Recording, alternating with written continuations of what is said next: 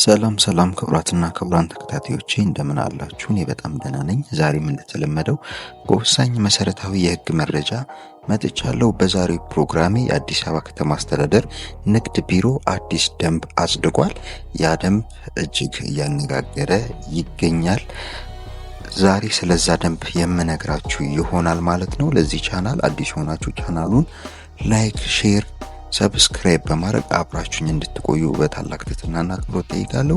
የንግድ ተቋማትን እስከ ምሽቱ 3:30 ድረስ እንዲቆዩ የሚያስገድድ ደንብ ከመጋቢት 10 ጀምሮ ተግባራዊ ተደርጓል። ዛሬ ስለዚህ ደንብ ዘርዘር ያለ ነገር የምነግራችሁ ይሆናል ማለት ነው። ቀጥታ ወደ ዛሬው ፕሮግራም ይገባለሁ።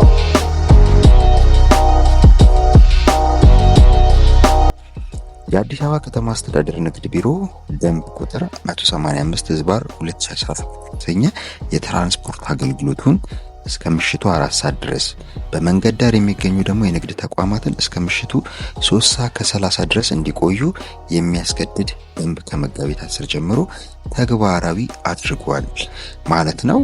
ይህ ደንብ እጅግ ለህብረተሰቡ ጠቃሚ እንደሆነ ይታመናል ማለት ነው። የትራንስፖርት አገልግሎት ከመሻ አይገኝም። እንዲሁም ሱቆች፣ መንገድ ዳር ያሉ ሱቆች በጊዜ ይዘጋሉ እና በተደጋጋሚ ህብረተሰቡ እንዲሁ ቅሬታ ያቀርብበት ነበር ማለት ነው። ስለዚህ ደንብ አንዳንድ ነገር ልበላችሁ።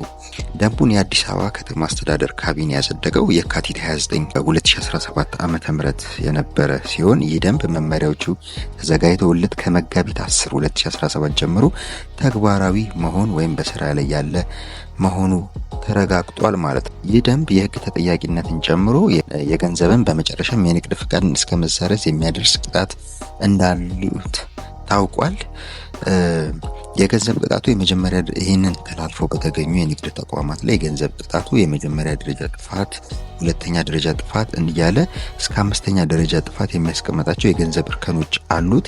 በመጀመሪያ ደረጃ የሚሰጡ ማስጠንቀቂያዎች ላይ የማያርሙ የንግድ ተቋማት ላይ እስከ መጨረሻው የገንዘብ እርከን ከተቀጡ በኋላ የንግድ ፍቃዳቸው ሊሰረዝበት የሚችል አግባብ አለ ማለት ነው። ህጉ የሚሰራው በኮሪደር ልማቱ ያለባቸው አካባቢዎች ብቻ ሳይሆን በመላው አዲስ አበባ በ11ዱም ክፍለ ከተማ ዋና መንገድ ላይ የሚገኙ ሁሉም የንግድ ተቋማት ላይ ነው ማለት ነው። የትራንስፖርት እንቅስቃሴን በተመለከተ ሁሉም ትራንስፖርት የሚሰጡ ተሽከርካሪዎች የሚመለከት ደንብ ነው ማለት ነው። ይህንንም መንገድ ትራንስፖርት ባለስልጣን ጋር በጋራ በመሆን ነው ተፈጻሚ የሚሆነው ተብሏል ማለት ነው። አስተዳደራዊ የመጀመሪያ ደረጃ የገንዘብ ቅጣቱ እርከኑ ምን ይመስላል የሚለውን ለማየት እንሞክር። ከምሽቱ 3:30 በፊት የንግድ ተቋሙን መዝጋት 10,000 ብር ያስቀጣል።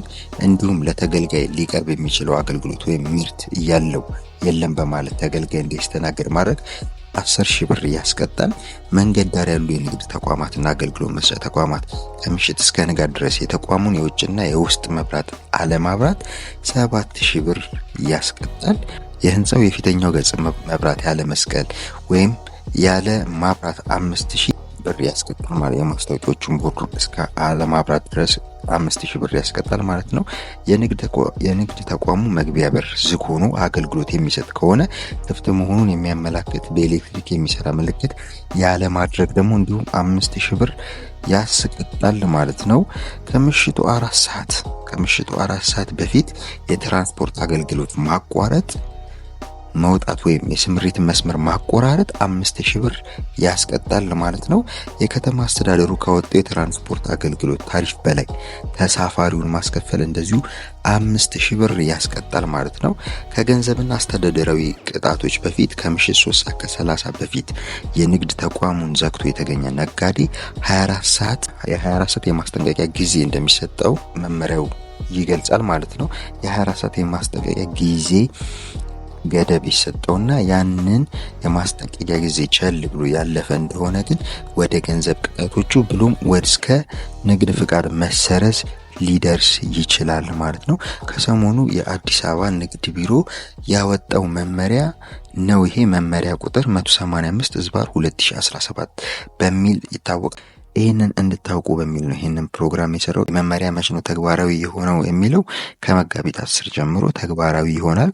ዝርዝር መመሪያም እየተዘጋጀለት ይገኛል ማለት ነው። ይህንን ይመስላል ለዛሬ ያዘጋጀውላችሁ ፕሮግራም። በሌላ መሰረታዊ የህግ ፕሮግራም እስከምንገናኝ መልካም ጊዜ